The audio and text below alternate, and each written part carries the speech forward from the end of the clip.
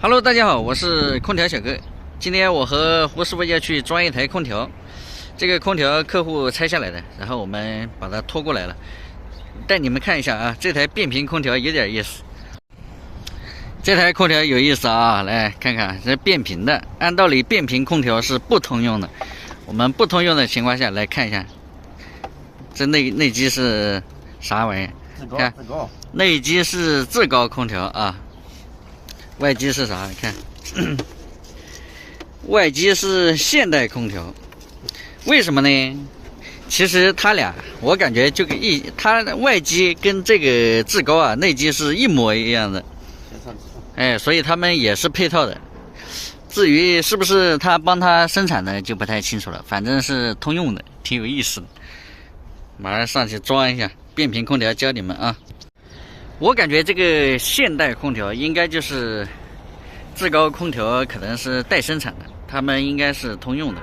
因为这个顾客他讲他这个空调不知道是从哪里搞的，内机是至高，外机是现代，但是他俩居然通用。一般变频空调都不通用的，结果他俩通用，大家应该能猜到其中的端倪啊。马上把这台至高装起来。还有一台美的，这台美的蛮漂亮的，但是这台美的管子好像有点憋了，等会儿要看一下处理一下。能用就用，最好是能用，不能用就实在没办法。这台美的蛮漂亮的。这台管子要掉头，在干什么？把它下掉它。管子掉头啊？管子要掉头变成顺轴管。剪了它。剪了。我们在这个掉头之前，把这个根部先包一下啊，这个地方一定要包好，防止它漏水。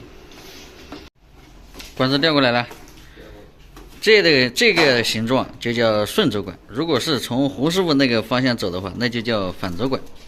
马上包扎一下。现在小哥在这个框框里，管子这个形状已经走好了。等会儿等胡师傅来，我们就可以把这个空调接起来，带你们看看这个变频空调如何操作啊。这个变频空调如何抽真空接管？我们先把管子接上去啊。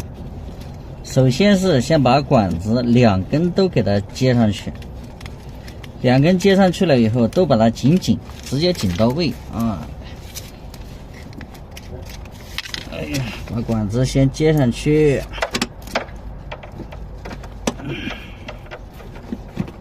接上去了以后，直接用扳手直接把它一步紧到位。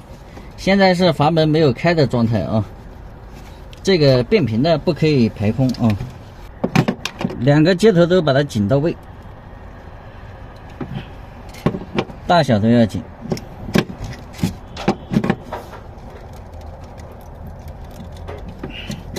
紧到位了以后，把这个加热口下掉。我们抽真空抽的是什么呢？抽的是内机与这个连接管的空气，不是压缩机的空气啊。压缩机没有空气。马上把这个真空棒怼到这里，管子接上去以后，抽真空抽个15分钟就可以了啊。我们在抽真空的过程期间，这两个阀门千万不能开啊。这两个阀门，因为你一开的话，就把那个氟利昂，就是制冷剂，你一开的话，就把这个制冷剂直接就抽走了，所以不能开，知道吧？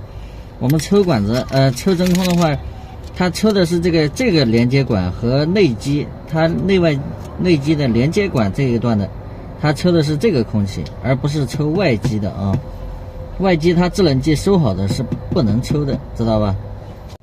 我们现在真空时间到了，15分钟到了，然后它的连接管不是接在这上面的吗？我们把小管子开一点点啊，小管子开一点点，然后赶紧把它下掉啊，开一点，然后把这个真空下掉。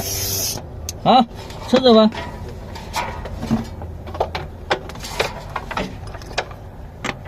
然后我们把两个制冷剂的阀门全部开到底，让它制冷剂循环，一台变频空调就这么结束。大家有没有记住？下掉以后，这个螺帽全部要盖紧啊，用手盖完以后，再用扳手带一下，确保它100%紧啊，这样才不会有这个泄漏制冷剂的痕迹。为什么呢？有的它这个阀门旧空调它开来开去容易漏气，知道吧？所以用这个小扳手，用扳手把它稍微带一下，也不要太过于用劲啊，差不多就行啊。OK， 这是变频空调。这个变频空调如何抽真空？大家明白了吧？我们抽的是这个机器的连接管，就是抽内机和连接管的空气。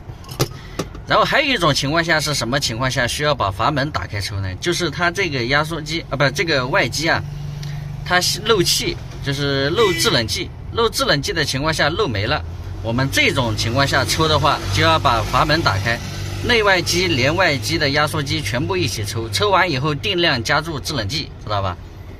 这种是没有制冷剂的情况下才可以按照刚才那个抽的啊。像我们现在装的这台它是正常的，你就正常抽内机的就可以了，内机和这个外机的连接管空气。正在开机试机，窗户关起来，这样试试效果啊。这台空调已经装好下来了，现在那个效果是非常的不错。然后就是大家在这个抽真空的时候，就是像这种不是我们自己拆的空调，抽真空的时候一定要询问清楚情况啊，确定它里边有没有制冷剂，人家有没有找专业人士拆，把制冷剂收起来，知道吧？一定要问清楚啊，要不然你抽真空的时候，你不要人家这个压缩机里边，他拆的时候随便拆的，可能都没有制冷剂，自己要看一下。行吧，本期的视频就到这里啊，喜欢的记得点个关注，我们下一期见，拜拜。